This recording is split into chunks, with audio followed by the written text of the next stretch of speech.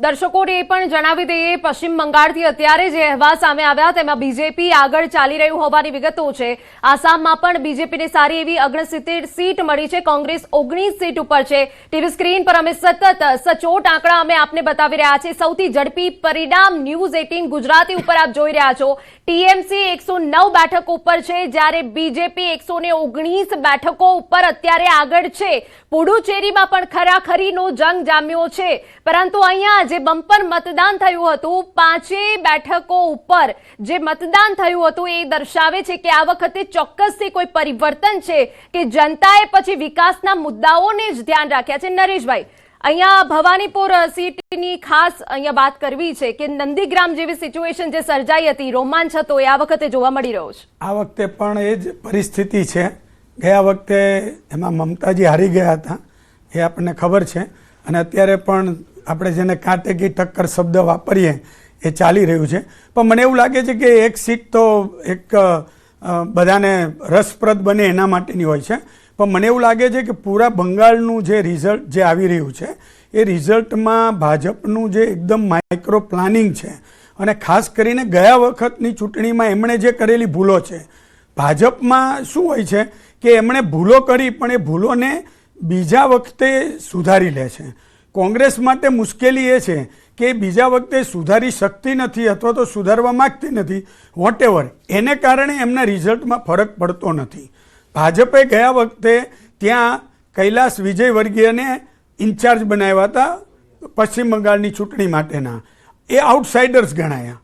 એમણે મહેનત બહુ જ કરી, ખૂબ મહેનત કરી, અને ભાજપના પૂરા દેશભરના કાર્યકર્તાઓ ત્યાં એકઠા થયા। આ વખતે એમણે ભૂલ સુધારી। આ વખતે તમે જુઓ, બીજા રાજ્યોમાંથી બહુ જ ઓછા કાર્યકર્તાઓ ગયા હશે, પણ એ લોકો ફિલ્ડમાં નથી। ક્યાંય તમને કલકત્તાની શેરીમાં કે રસ્તા ઉપર કે ક્યાંય તમને દેખાય નહીં। એ લોકો ક્યાંક ને ક્યાંક પ્લાનિંગમાં હશે પણ બહાર ન દેખાય।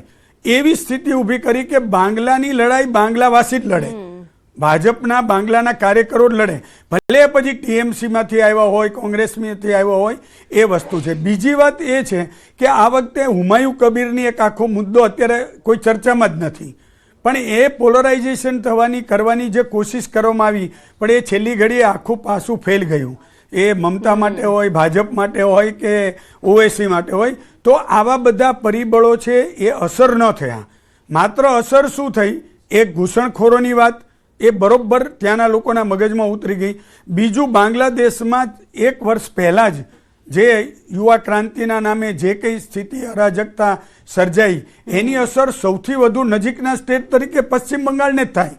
એટલે ત્યાંના લોકોને વધારે સ્થિતિની ખબર હતી કે બાંગ્લાદેશીઓની શું સ્થિતિ છે, અહીંયા જે લોકો રહ્યા છે એની શું સ્થિતિ છે, એટલે મગજમાં એક આ વાત ઉતરી। બીજી વાત એ છે કે ઘૂસણખોરોની સાથે સાથે નરેન્દ્ર મોદી અને અમિત શાહ બે વાત કરતા કે ભાઈ બધી જગ્યાએ ડબલ એન્જિન સરકાર છે। આ એક ભાજપે કોઈન કરેલો એક શબ્દ છે કે ભાઈ સેન્ટ્રલમાં અમે છીએ, જો સ્ટેટમાં પણ તમે હશો તો એનો તમને ફાયદો મળશે। તમારી અમે ગ્રાન્ટ મોકલીએ છીએ તો મમતા રોકી રાખે છે। હવે જુઓ કેટલી રોકી રાખે છે, નથી રોકી રાખતા, એ સંશોધનનો વિષય છે। આ તો જે રાજકીય આક્ષેપબાજી થઈ રહી છે એના સંદર્ભમાં હું વાત કરી રહ્યો છું। તો લોકોના મગજમાં ઉતર્યું કે ભાઈ કેન્દ્ર સરકાર જે કરોડોની ગ્રાન્ટ મોકલે છે, પણ મમતા બેનર્જી વ્યક્તિગત દ્વેષને કારણે કે ભાજપ સાથેના વ્યક્તિગત રાજકીય મતભેદોને કારણે એ નથી પહોંચતી। એવી વાત જ્યારે આવે તો લોકોને મગજમાં એવું આવ્યું કે ભાઈ વાત તો સાચી છે, કેન્દ્ર અને સ્ટેટ ગવર્મેન્ટ બંને એક હશે તો એનો ફાયદો વિકાસને મળશે જ। એને કારણે પણ અત્યારે આપણે જે રિઝલ્ટ જોઈ રહ્યા છીએ, બીજેપી અત્યારે ટીએમસીથી આગળ જઈ રહ્યા છે। હજી તો આ બધા રુઝાન છે, આગળ જતા ઘણા બધા પરિણામ જેમ જેમ ધીમે આવશે એમ ચિત્ર સ્પષ્ટ થતું થશે। નરેશભાઈ, એ સવાલ મને એ પણ છે કે સૌથી વધારે 39 થી વધારે ટકા એટલે કે 50% જેટલી મહિલા વોટર્સ છે પશ્ચિમ બંગાળમાં। આ વખતે એવું લાગે છે કે એ મહિલા વોટર્સે મમતા બેનર્જી નહીં પરંતુ બીજેપીનો સાથ આપ્યો છે, કારણ કે સુરક્ષાનો મુદ્દો છે ત્યાં। ના, સ્વાભાવિક છે કે આ વખતે એમણે, અને બીજું છેલ્લા 5 વર્ષમાં મહિલાઓના અત્યાચારના સંદર્ભમાં અને એવા બધા ઘણા બધા બનાવો બન્યા છે જે મીડિયામાં ચમક્યા છે, એને કારણે પૂરા દેશમાં તો એની અસર થાય સ્વાભાવિક કે ભાઈ બંગાળમાં આવી સ્થિતિ છે, પણ જે બંગાળમાં આ ઘટના બને એ બંગાળમાં સ્વાભાવિક છે કે મહિલા અને મહિલાઓ છે એ તમે બેન સાયલન્ટ વોટર છે. બિલકુલ. એ ખબર નથી કોઈને દિનેશભાઈ, કે આપણે ભાઈ કોને તમિલનાડુના જન્મ સમાચાર થશે. જનતાને જણાવી દઈએ. પરિણામ અહીંયા સામે આવી ગયા છે. અભિનેતા વિજયની પાર્ટી TVK આગળ હોવાની વિગતો અહીંયા મળી રહી છે. તમિલનાડુના પરિણામને લઈને અહીંયા મોટા સમાચાર. જેમ જેમ રિઝલ્ટ સામે આવી રહ્યા છે તેમ તેમ ચિત્ર સ્પષ્ટ થઈ રહ્યું છે. જે 5 રાજ્યની વિધાનસભાની ચૂંટણી થઈ રહી છે તેમાં સચોટ આંકડા અમે આપની પાસે પહોંચાડી રહ્યા છે. તમિલનાડુના અત્યારે પરિણામ સામે આવ્યા છે અને એમાં અભિનેતા વિજયની પાર્ટી TVK આગળ હોવાની વિગતો છે. વિનલભાઈ, અહીંયા એક સવાલ મને થાય કે કેરળમાં જે દબદબો જોવા મળે છે, આખરે એવા કયા મુદ્દાઓ છે કે જ્યાં અન્ય પાર્ટી હજુ સુધી નથી પહોંચી શકી? જો અમુક રાજ્યોની વાત કરીએ તો એની અંદર તમામ 5 રાજ્યોની અંદર જનતા તો સ્પષ્ટ અને સ્વચ્છ ચહેરાઓને તો માનતી જ હોય છે કે ત્યાંની ચૂંટણીની અંદર તે સારા ચહેરાઓ જીતીને આવે. કેરળની અંદર પણ તમે જોવા જાઓ તો ઘણા લાંબા સમયથી ત્યાંની રાજનીતિ અને ત્યાંના પ્રદેશની અંદર તમે જોવા જાઓ તો ત્યાં અમારા સંગઠનની અંદર અને સંગઠનના જે અમારા ઉમેદવારો કાર્ય પદ્ધતિઓને લઈને ત્યાં જનતાના વિશ્વાસમાં સફળતા મેળવવા માટે અમે અગ્રેસર રહ્યા. બાકીના પણ રાજ્યોની અંદર અમે ચૂંટણીની અંદર જે ગઠબંધનની અંદર અમે આગળ વધ્યા તે તમામ જગ્યાઓ ઉપર પણ અમારા ઉમેદવારો ત્યાંના સ્થાનિક મુદ્દાઓની અંદર પણ અમે ખૂબ સારી રીતે અને ખૂબ સારું પ્રદર્શન પણ કર્યું અને ત્યાંના જે ચૂંટણી પ્રચાર પ્રસારની અંદર પણ જેમ રીતે અમે દિવસે આગળ વધી રહ્યા હતા જેમ તેમ જનતાનો પણ જે સારું સમર્થન પણ મળી રહ્યું હતું તેના આધારે પણ કહી શકાય કે ત્યાં અમે સરકારો બનાવવા જઈ રહ્યા છે. સાથે સાથે બીજા પણ 2 રાજ્યોની અંદર અમે ખૂબ સંઘર્ષની પરિસ્થિતિઓની અંદર પણ અમે કોઈ પણ બીજી વાત મૂક્યા વગર કે કોઈ એવી વાત મૂકીને કે અમારી પાર્ટીને કે શોર્ટ ટર્મ માટે ફાયદો થઈ જાય તેવી નહીં, પરંતુ જે કાંઈ પણ પરિણામ આવે તેને ડર્યા વગર અને લાંબા ગાળા માટે સ્વચ્છ રાજનીતિની અંદર અમે સારા પ્રશ્નો અને જનતાના પ્રશ્નો અને સંગઠનની અંદર સારા ઉમેદવારો, યુવાઓની પણ માંગ હતી કે અમને યુવાઓ ઉમેદવારો મળે. તમામ મુદ્દાઓ આધારિત અમે આ ચૂંટણીઓની અંદર આગળ વધ્યા છે. શરૂઆતી પરિણામો આવી રહ્યા છે. જેમ જેમ ધીમે ધીમે આગળ જઈશું તેમ આ તમામ રાજ્યોની અંદર પણ અમારા સારા ઉમેદવારો પણ જીતીને બહાર આવવાના છે અને આ 5 રાજ્યોની અંદર પણ અમે ખૂબ સારી રીતે અને ખૂબ સારા અંક સાથે અમે આગળ વધી રહ્યા છીએ. બિલકુલ. ઘનશ્યામભાઈ, પશ્ચિમ બંગાળમાં જે રીતે ગ્રાઉન્ડ લેવલનું રિપોર્ટિંગ કરવામાં આવ્યું આપણા પાર્ટીના દિગ્ગજો તરફથી કે ત્યાં કેવા પ્રજાના મુદ્દા છે, લોકોને શું સમસ્યા છે, કેરળમાં કેમ નહીં? કેરળમાં કેમ હજુ પણ બીજેપી કાચી પડે છે? પહેલાથી જ આપણે સ્વીકારવું પડે કે દક્ષિણ ભારતમાં ભારતીય જનતા પાર્ટી એટલી મજબૂત નથી. પણ વેસ્ટ બંગાળ, આસામ, પોંડુચેરી જેમ તિરુવનંતપુરમાં આખું કોર્પોરેશન ભારતીય જનતા પાર્ટીને મળ્યું. એ રીતે ધીરે ધીરે અમે પણ દક્ષિણના રાજ્યોમાં જ્યાં ક્યાંક ભાષાવાદ, પ્રાંતવાદ, દાખલા તરીકે તામિલનાડુમાં શિક્ષણ નીતિનો વિરોધ કરવો, ભાષાકીય પ્રશ્નો ઉપર પ્રજાને ત્યાંના સ્થાનિક લોકોને ગુમરાહ કરવા, એમાં ઇમોશનલી જે મેં કીધું એમ બ્લેકમેલ કરવા અને મિસગાઈડ કરવા, એ અમુક મુદ્દાઓ સાથે સ્થાનિક ભાષાના લીધે પણ ત્યાં રાષ્ટ્રીય લેવલની પાર્ટીઓને થોડી આપણે તકલીફ છે. એટલે ભારતીય જનતા પાર્ટી દક્ષિણમાં ક્યાંક સંગઠનની રીતે, ક્યાંક લોકોને સમજાવવામાં એના ક્યાંક ને ક્યાંક હજુ અમે એટલા સફળ નથી થયા. પણ જેમ જેમ દેશને, લોકોને, પ્રાંતોમાં બીજે ખબર પડે કે સ્થાનિક પાર્ટીઓ એ ખાલી એમની વારસાગત પેઢીઓ ચલાવવા માટે, એમના અંગત હિત ચલાવવા માટે એ પ્રાદેશિક પાર્ટીઓ ચાલે છે. એમાં તમે જુઓ ધીરે ધીરે બિહાર ગયું, મધ્ય મહારાષ્ટ્ર ગયું, એ જ રીતે ક્યાં બીજે પણ આ વારસાગત શાસનો ચલાવતા હતા પેઢીગત પેઢી, એવા લોકોએ હવે ફગાઈ દીધા છે. એમ આ અમે દક્ષિણ ભારતમાં પણ ધીરે ધીરે અમારો વોટ શેર વધી રહ્યો છે.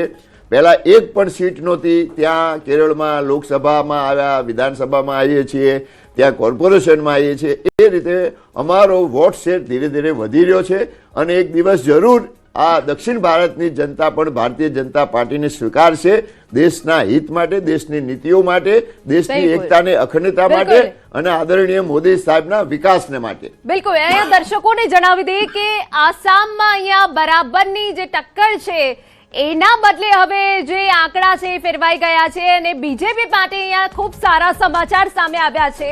સ્પષ્ટ જે બહુમતી છે તેનાથી હવે આગળ પહોંચી ગયું છે બીજેપી અને વિપક્ષના સુપડા સાફ થયા હોવાની પણ અહીંયા વિગતો મળી રહી છે.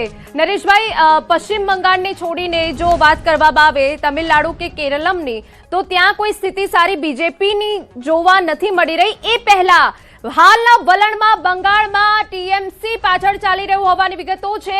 હાલના વલણમાં બંગાળમાં ભાજપ 120 બેઠકને પાર. અહીંયા મહિલા વોટર્સ આશીર્વાદ બન્યા છે કે પછી સુરક્ષાનો જે મુદ્દો હતો, ભ્રષ્ટાચારનો મુદ્દો હતો, એ જનતાને સ્પર્શી ગયો છે. પરંતુ હાલ જે સમાચાર સામે આવ્યા છે તેમાં બંગાળમાં ભાજપ 120 બેઠકને પાર છે. નરેશભાઈ, તમિલનાડુ અને કેરળમની ખાસ વાત કરવી છે. સાઉથ ઇન્ડિયાની જો વાત કરીએ તો ત્યાંના એમણે જે ઘનશ્યામભાઈએ કહી, એમણે સ્વીકારી એ જ વાત સારી છે કે ભાઈ દક્ષિણ ભારતની અંદર ભાજપ માટે એકલા હાથે પગ મૂકવો એ બહુ મુશ્કેલ કામ છે. એના અનેક ભાષા, પ્રદેશવાદ તમે જુઓ, અત્યાર સુધીમાં જયલલિતા જ્યાં સુધી હતા ત્યાં સુધી ભાજપે જયલલિતા સાથે ગઠબંધન કરી અને ત્યાં સરકારમાં જોડાયા, બરોબર છે. એ પછી એઆઈડીએમકે જોડે લાસ્ટ ઇલેક્શનમાં એમણે ન કર્યું ગઠબંધન, એને કારણે એમને મુશ્કેલી પડી. આ વખતે એમણે ભૂલ સુધારી લીધી. જે હમણાં મેં તમને વાત કરી કે બીજેપી ભૂલ સુધારી લે છે, તો આ વખતે એમણે ફરી પાછું એઆઈડીએમકે સાથે ગઠબંધન કરીને એમાં કર્યું. તમે જો આંધ્રપ્રદેશમાં એમને એવું લાગ્યું કે પહેલાં એકલા લડ્યા, ભાજપે એકલા લડવાની કોશિશ કરી, તો ત્યાં એમને લાગ્યું કે પવન કલ્યાણ જોશે, તો અભિનેતા પવન કલ્યાણની પાર્ટી ચંદ્રાબાબુને ફરી બનાવી લીધા જે એમની સામે હતા. એ જ રીતે કેસીઆર જોડે એમણે તેલંગાનાની અંદર કર્યું. એટલે ભાજપને ખબર છે કે ક્યાં મોટા ભાઈ બની જવું ને ક્યાં નાના ભાઈ બનીને કામ કરવું. ત્યાં એ ઈગો નથી રાખતો. નરેશભાઈ, અહીંયા એક વાત હું ઉમેરવા માંગીશ. ગઠબંધન કાં તો તારે કાં તો ડૂબાડે, બેમાંથી એક છે. એટલા માટે તમે બીજા પર ડિપેન્ડન્ટ છો ને. તમે નાના ભાઈની ભૂમિકામાં છો, મોટો ભાઈ જે કરશે એ નક્કી. એઆઈડીએમકેમાં અમ્માના ગયા પછી ચહેરાનો વેક્યુમ બધી જ જગ્યાએ ક્યાંક ને ક્યાંક જ્યાં ચહેરો ના હોય ને ત્યાં પરિસ્થિતિ ઊભી થાય. એ પછી આપણે જેમ વાત કરી કે ટીએમસી એટલે ત્યાં બંગાળની વાત હોય તો કોંગ્રેસનો ચહેરો ગાયબ થઈ ગયો, અત્યારે આસામમાં કોંગ્રેસનો ચહેરો ગાયબ થઈ ગયો. એમ એઆઈડીએમકેમાં અમ્માના ગયા પછી એમના જે 2-3 એમના પેલા ફોલોઅર્સ આવ્યા એમના પછીના એ લોકો ઉત્તરાધિકારી જે એ બહુ કાઠું ના કરી શકે, એટલા માટે ડીએમકે પાછું રીએક્ટિવેટ થયું. જે ક્યાંય લગભગ ભૂસાઈ ગયું હતું એઆઈડીએમકે ના આવ્યા પછી એ પાછું રીએક્ટિવેટ થયું ને આ વખતે સરકાર બનાવી. ત્યાં જે તમે કીધું મૈત્રીની વાત કરી, હવે ટીવી કે ક્યાંથી આવ્યું અચાનક? સાઉથમાં આપણે એવું માનીએ છીએ કે જે એક્ટર હોય હોલીવુડના બોલીવુડના જે હીરો હોય એ ભગવાન કહેવાય, પણ એ લોકોએ પણ રાજકીય પાર્ટી બનીને ફેલ ગયા. તમે રજનીકાંતને આપણે જોયા, કમલ હસનને જોયા અને આ વખતે વિજયને જોયા. લોકસભા વખતે પણ પેલા ચિરંજીવીના ભાઈને પણ ઉભા કરવામાં આવ્યા હતા ભારતીય જનતા પાર્ટી તરફથી. તો આ બધો માહોલ પછી મતમાં કન્વર્ટ નથી થતો. એટલે ટીવી કે તેમ છતાં પહેલી વારમાં આયા છે, તેમ છતાં ઘણું સારું પ્રદર્શન કરશે, પણ એમના સપોર્ટથી જો કોઈ એવું વિચારતું હોય, કારણ કે ડીએમકે એક સિંગલ હેન્ડ આગળ વધી રહ્યું છે, એઆઈડીએમકે સત્તા નજીક ના પહોંચે, કદાચ ટીવી કે સારી એવી સીટ લે તો એ બેનું ગઠબંધન આગળ જતા થાય, આવી એક થિયરીથી ટીવી કે ઉભું કરવામાં આવ્યું છે. તમિલનાડુ અથવા આસપાસના વિસ્તારોમાં ભારતીય જનતા પાર્ટી હૈદરાબાદમાં બી કોર્પોરેશનની ચૂંટણી સ્ટ્રોંગલી લડવાનો પ્રયત્ન કર્યો, ત્યાં પણ એ ધીરે મેં કેરળાની જેમ ફેલ ગયા.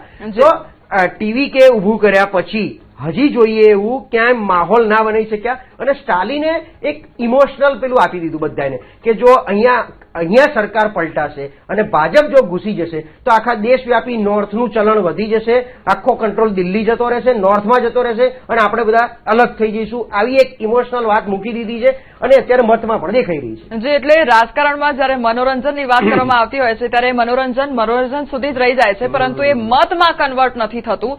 શૈલેષભાઈ, આપની પાસે આ માંગીશ કે તમિલનાડુની વાત કરવામાં આવે તો ત્યાં આગળ હિન્દી થોપવાનો જે મુદ્દો છે તે સૌથી મોટો ઉઠી રહ્યો છે. શું આ તમને ક્યાંક રાજકીય રીતે નુકસાન કરતું હોય તેવું લાગી રહ્યું છે? જો અમુક બાબતો જે છે, માનો કે બંધારણીય જોગવાઈઓ જે છે, હિન્દી એ આપણી રાષ્ટ્રભાષા છે, એ બંધારણીય જોગવાઈ છે. બાકી રાજ્યની ભાષાઓને આપણું સન્માન જ છે. દરેક રાજ્યની ભાષા અલગ અલગ હોય છે ને આપણે તો બાર ગાવે બોલી બદલાય એ પ્રકારનો આપણો દેશ છે ને આપણું રાજ્ય છે.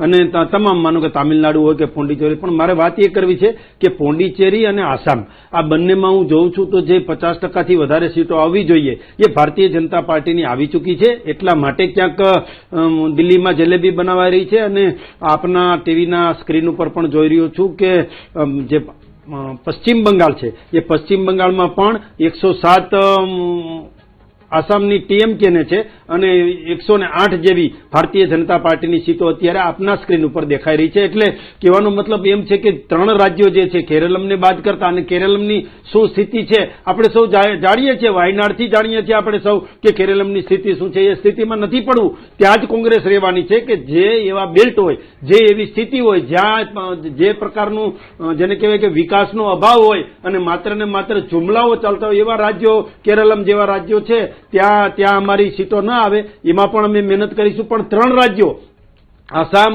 પોંડિચેરી અને પશ્ચિમ બંગાળ, આ 3 રાજ્યો ભારતીય જનતા પાર્ટીના અત્યારે આવી ચૂક્યા હોય એવું દેખાઈ રહ્યું છે. એનો આનંદ છે, એટલા માટે જલેબી બનાવાઈ રહી છે. જી, એટલે બીજી એક વાત હું એ કરતો હતો કે કદાચ પશ્ચિમ બંગાળમાં માનો કે TMC સરકાર બનાવે છે અને 160-162 સીટ સુધી આવે છે, તો આગળ જતા સરકાર 6 મહિનામાં પડી જવાની છે, લગભગ નક્કી જેવું છે. બધા એ જ રીતે એક માહોલ બનાવી રહ્યા છે કે જો TMC ને જીતવું હોય તો 175+ થી જીતવું પડશે. ભારતીય જનતા પાર્ટી કદાચ 155 થી બી સરકાર બનાવી દેશે તો એ સરકાર પાછી 5 વર્ષ ટકી જશે. જી, એટલે અહીંયા પરિસ્થિતિ સત્તામાં આવ્યા પછી પણ સવાલોના ઘેરામાં છે. પિનલભાઈ, આપની પાસે આવવા માંગીશ કે તમિલનાડુમાં જોઈએ તો ગઠબંધન મજબૂત જોવા મળી રહ્યું છે, પરંતુ સીટ શેરિંગની જ્યારે વાત આવે છે અથવા તો લીડરશીપની વાત આવે છે ત્યારે અંદરખાને મતભેદ જોવા મળી રહ્યા છે. શું આનો અસર મતદાન પર પડી રહ્યો છે ખરી, અને તેનો અસર પરિણામ પર જોવા મળશે ખરી? જુઓ, આ વખતની આ ચૂંટણીની અંદર છે ને 2 વસ્તુઓ તો સ્પષ્ટ હતી. એક મુદ્દો તો એ છે કે ત્યાંની તમામ જે રાજ્યની જનતા હતી એને તમામ લોકોએ જે કાંઈ પણ ત્યાંના માહોલને બગાડવા માટે કે ત્યાંના મુદ્દાઓને ભટકાવીને જે બીજી વાતો લઈને રાજ્યોની અંદર આવ્યા, તો એ તમામ મુદ્દાઓની અંદર અમારી કોંગ્રેસ પાર્ટી 5 રાજ્યોની અંદર જે કાંઈ પણ જનતાના મુદ્દા હતા એને પ્રખર રાખ્યા. અને સાથે સાથે સંગઠનની વાત કરીએ તો 5 રાજ્યોની અંદર અમારું સંગઠન સંપૂર્ણપણે આ ચૂંટણીની અંદર જનતાના મુદ્દાઓને લઈને તમામ સારા ઉમેદવારો અને યુવા ઉમેદવારોને આગળ લઈને ચૂંટણી લડી રહી છે. એટલે કે